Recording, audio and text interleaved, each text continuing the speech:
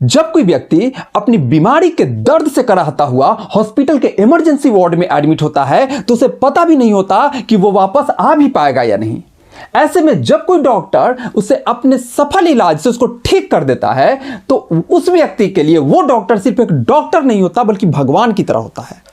तो आप समझ सकते हो कि जो सपना आपने देखा है उस सपने का सामाजिक महत्व क्या है। और किसी भी सपने को पूरा करने के लिए, किसी भी मंजिल को पाने के लिए जो पहली कड़ी है कि आपको रास्तों का अच्छा ज्ञान हो। तो आज हम इन्हीं रास्तों की बात करेंगे कि एक डॉक्टर बनने का प्रोसेस क्या है। तो मेडिकल प्रोफेशन काफी स्किल्ड प्रोफेशन है और एक लंबी पढ़ाई करके आपको बहुत सारा नॉलेज लेना होता है। जैसे किसी भी प्रोफेशनल कोर्स में डिप्लोमा होता है, डिग्री होता है, मास्टर्स होता है, पीएचडी होता है, तो वैसे ही इसका जो पहला बेसिक जो कोर्स हो गया वो हो गया MBBS, bachelor of medicine and bachelor of surgery. इसके बाद अगर कोई स्पेशलिस्ट बनना चाह रहा है तो उसे करना पड़ेगा एमडी या एमएस। इसके दो ब्रांचेज हो गए। जो सर्जन बनना चाह रहे हैं एमएस, जो मेडिसिन में ही स्पेशलिटी चाहते हैं वो बनेंगे डॉक्टर ऑफ मेडिसिन। ये हो गया डॉक्टर ऑफ मेडिसिन और ये हो गया मास्टर ऑफ सर्जरी। तो इसको आप मास्टर कोर्स समझ लो। और कोई और चाहता है कि नहीं मुझे एकदम से सुपर स्पेशलिस्ट बनना है, तब ये करेगा एमडी को पलट दो आप डीएम। डीएम डिस्ट्रिक्ट मजिस्ट्रेट ना समझ लेना, ये है बेसिकली डॉक्टोरेट ऑफ मेडिसिन, जिसे आप ये कह सकते डॉक्टोरेट ऑफ मेडिसिन। तो ये था, ये बेसिकली था ये डॉक्टर ऑफ मेडिसिन और ये हो गया डॉक्टोरेट ऑफ मेडिसिन। तो इसको आप समझ लो भाई पीएचडी कर ली इसने सुपर स्पेशलाइजेशन ले ली। ओके, तो अब अगर हम पीरियड की बात करें तो ये एमबीबीएस कोर्स होता है आपको 5.5 इयर्स का, ये हो गया आपको 3 इयर्स का और ये भी हो गया आपको 3 इयर्स का। तो एकदम से सुपर स्पेशलिस्ट बनने के लिए तो आप जोड़ दो तो 5.5 प्लस 3 प्लस 3 5.5 3 8.5 3 11.5 साल। ओके, पर कोई जरूरी नहीं है कि हर आदमी, हर जो डॉक्टर बनना चाह रहा है वो डीएम तक करे ही करे। आप एमबीबीएस करने के बाद ही आप एक प्रोफेशनल डॉक्टर हो गए। आप हॉस्पिटल में काम कर सकते हो, आप अपना क्लिनिक खोल सकते हो, पर अगर आपको स्पेशलिटी चाहिए, अगर आपको और स्किल्ड बनना है और स्पेशलिटी चाहिए तो ये हो गए आगे के कोर्सेस, राइट। ओके, तो आज हम बात करेंगे इसके पहले बेसिक कोर्स की, that is MBBS, bachelor of medicine and bachelor of surgery की। ये एमबीबीएस बेसिकली हमने क्या कहा कि भाई 5.5 साल का होता है। तो इस 5.5 साल को ना आप दो भाग में बांट दो। इसको 4.5 इयर्स और प्लस 1 इयर्स, क्योंकि 4.5 साल की आपकी कॉलेज वाली पढ़ाई हो गई, थेरेटिकल पढ़ाई हो गई, सारा नॉलेज आपने लिया, ये हो गया थेरेटिकल कह लो। और 1 साल का ये आपका हो गया प्रैक्टिकल, आप हॉस्पिटल में डॉक्टर्स के साथ काम कर रहे हो, इसको बोला जाता है इंटर्नशिप। ये हो गया internship.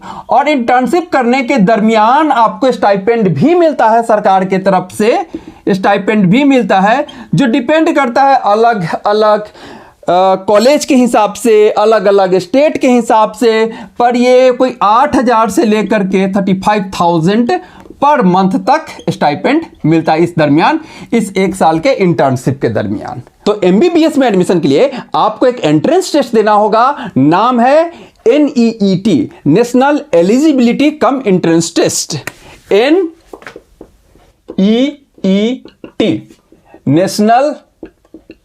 National eligibility cum entrance test, national eligibility cum entrance test. और जो बॉडी इस एग्जाम को कंडक्ट कर रही है उसका नाम है national testing agency. National testing agency. पहले ये एग्जाम बेसिकली सीबीएसई ही कंडक्ट करती थी, लेकिन अब ये अलग बॉडी बना दी गई है, इसका काम है एग्जाम ये वाला एंट्रेंस टेस्ट कंडक्ट कराना। चाहे अभी आप एमबीबीएस की बात करें या बाद में एमडी एमएस की भी यही बॉडी जो है एग्जाम कंडक्ट कराती है। तो इसका ना उसने नाम अलग कर दिया है, बेसिकली NEET यूजी कर दिया, अंडर ग्रेजुएट, ताकि आप कंफ्यूज ना हो जाएं जब पोस्ट ग्रेजुएट वाले से, उसका नाम अलग है एनईईटी पोस्ट ग्रेजुएट। तो एमबीबीएस कोर्स के लिए एनईईटी यूजी अंडर ग्रेजुएट वाले हम एंट्रेंस टेस्ट की बात कर रहे हैं। तो अब देखते हैं कि इस एग्जाम के लिए एलिजिबल कौन है। तो इस एग्जाम का जो आप कह ले एकेडमिक क्वालिफिकेशन है वो है 12th। आपको 12 पास होना चाहिए। इसकी अगर हम एलिजिबिलिटी की बात करें तो पहला क्लास 12 होना चाहिए, क्लास 12, ओके। और क्लास 12 में जो आपके सब्जेक्ट का कॉम्बिनेशन होना चाहिए फिजिक्स, केमिस्ट्री, बायोलॉजी, या फिजिक्स, केमिस्ट्री, बायोटेक्नोलॉजी, बायोलॉजी हो या बायोटेक्नोलॉजी हो। आप ये हो गया PCB, that is physics, chemistry, biology, या हो गया फिजिक्स, केमिस्ट्री, बायोटेक्नोलॉजी। ये मेन सब्जेक्ट होने चाहिए। और इन मेन सब्जेक्ट में 12 में आपको आने चाहिए कम से कम 50% मार्क्स, कम से कम 50% मार्क्स। हालांकि इसमें कैटेगरी वाइज कुछ छूट भी है, जैसे ओबीसी, एससी, एसटी के लिए ये है 40%, राइट। बात क्लियर हो गई। 12 पास होना चाहिए भाई। 12 में इनके subject combination physics, chemistry, biology हो या फिजिक्स, केमिस्ट्री, बायोटेक्नोलॉजी हो, और इनके ये जो सब्जेक्ट्स हैं इनमें एग्रीगेट 50% मार्क्स होना चाहिए। और अगर ये ओबीसी में बिलोंग करते हैं या एससी, एसटी में बिलोंग करते हैं तो वो 40% मार्क्स होना चाहिए। और एक क्राइटेरिया है एज का कि भाई मिनिमम एज आपका होना चाहिए कितना, 17 ईयर्स। कब? जिस साल आपको पेपर देना है उसके 31 दिसंबर तक, यानी ये मैं यहां लिख दे रहा हूं 31 दिसंबर ऑफ क्वालिफाइंग ईयर, जिस साल आप अपीयर कर रहे हो, क्वालिफाई कर रहे हो। जैसे एग्जांपल के तौर पे ले लो कि अगर 2023 में अगर आपने देना है तो 2023 के 31/12/2023 तक आपकी उम्र मिनिमम 17 ईयर्स होनी चाहिए। मैक्सिमम का कोई ये नहीं है, मैक्सिमम आप चाहे जितने अटेम्प्ट लो, जिस एज तक दो, यहां पर कोई कंडीशन नहीं है ऐसी। तो एलिजिबिलिटी क्लियर हो गया कि इस एग्जाम के लिए क्या क्या कौन एलिजिबल है, क्या क्या एलिजिबिलिटी है, ये बात क्लियर हो गया। अब जरा देखते हैं कि इस एग्जाम का पैटर्न क्या है। तो यूजुअली ये मई के फर्स्ट वीक में होता है, जब भी संडे आ गया, 5 तारीख को आ गया, 6 तारीख को आ गया, 7 तारीख को आ गया।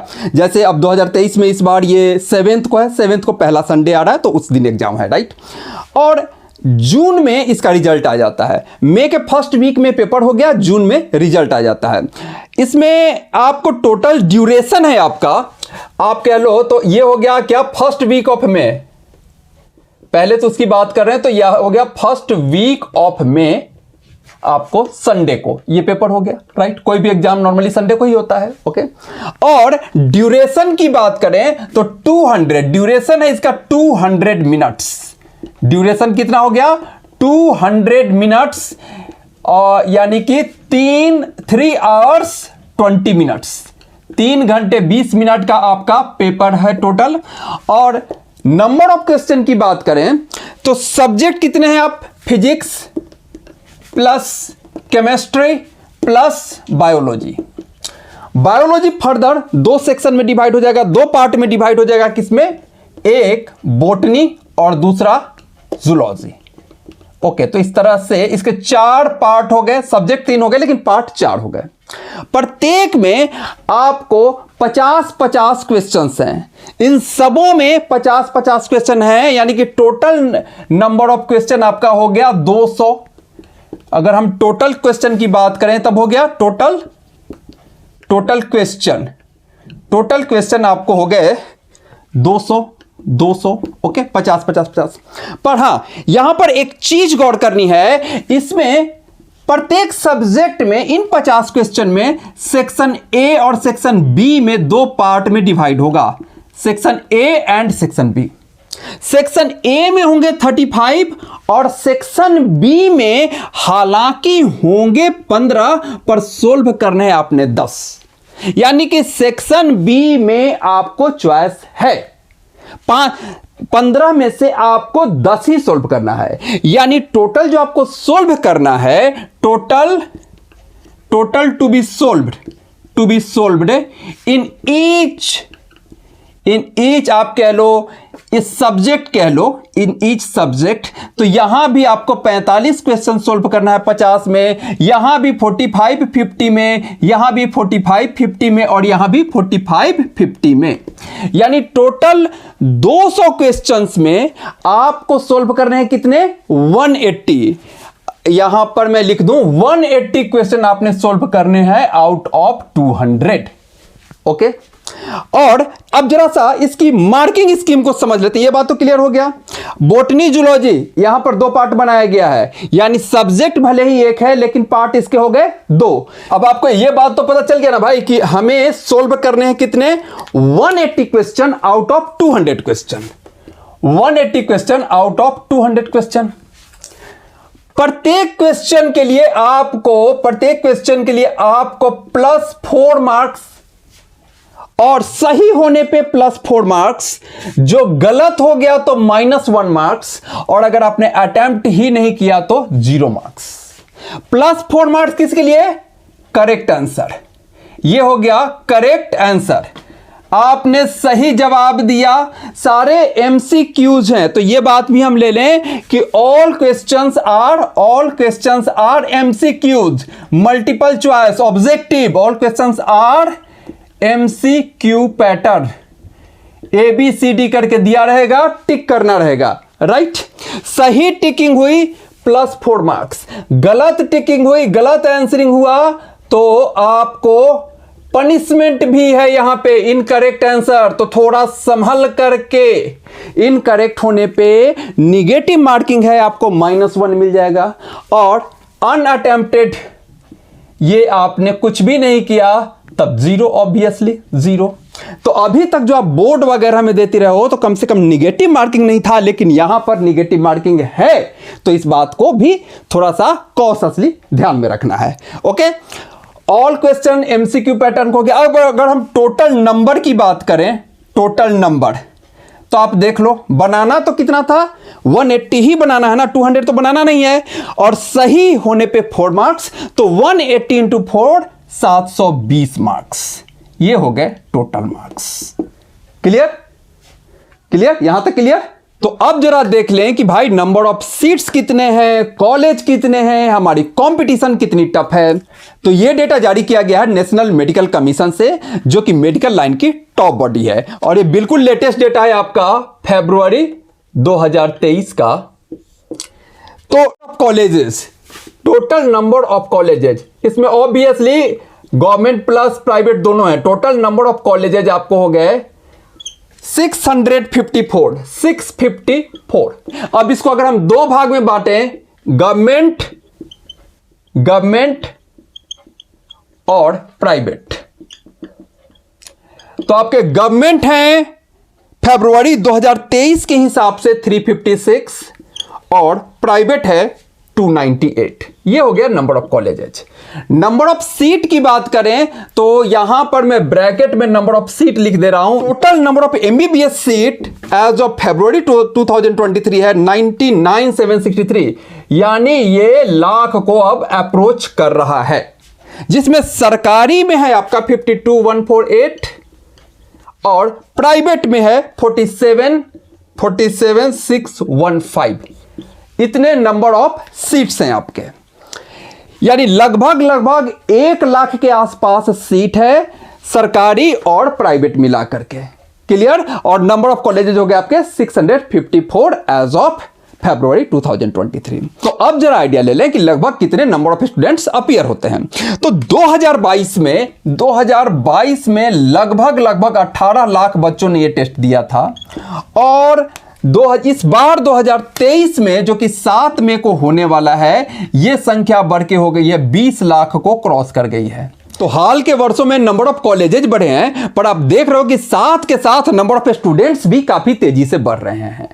यानी कि आप एक रफ आइडिया लगा लो कि अगर एक अच्छे गवर्नमेंट कॉलेजेस में MBBS सीट सिक्योर करनी है तो आपको 600 प्लस मार्क्स लाने होंगे, तब जाकर के एक अच्छे गवर्नमेंट कॉलेज में MBBS की सीट सिक्योर हो पाएगी। और टॉप की तो भाई बात ही छोड़ दो, अब कोई कहेगा एम्स दिल्ली में ही पढ़ना है, तब तो भाई उसका कट ऑफ ही जाता है 700 के पार, 720 में 700 के पार है, तब जाकर के वहाँ एडमिशन मिलता है। तो आप समझ सकते हो कि लेवल ऑफ कंपटीशन क्या है। पर कितना भी कंपटीशन हो, हमारे ही बीच से बच्चे निकल रहे हैं, हर साल सफल हो रहे हैं, तो पूरी शिद्दत से भिड़ जाना है अपने सपने को पूरा करने के लिए। तो आशा करता हूं कि इस कंपटीशन को समझने में आपको मदद मिली होगी। तो एक रिक्वेस्ट है कि आप इस वीडियो को लाइक कर दें और अपने फ्रेंड्स के साथ शेयर कर दें। और आपकी इस प्रिपरेशन की जर्नी में हम हमेशा आपके साथ रहेंगे, अपने इंफॉर्मेटिव वीडियोज के साथ, फिजिक्स के लेक्चर्स के साथ। हमारे 11th के फिजिक्स के लेक्चर अब इस चैनल पे अपलोड होते जाएंगे, तो आपको जहां भी दिक्कत हो आप उसे रेफर कर सकते हैं। तो आप इस चैनल को सब्सक्राइब कर ले ताकि हमारे नए वीडियो की नोटिफिकेशन आपके पास पहुंच जाए। तो इस नई जर्नी के लिए बहुत सारी शुभकामनाएं और धन्यवाद।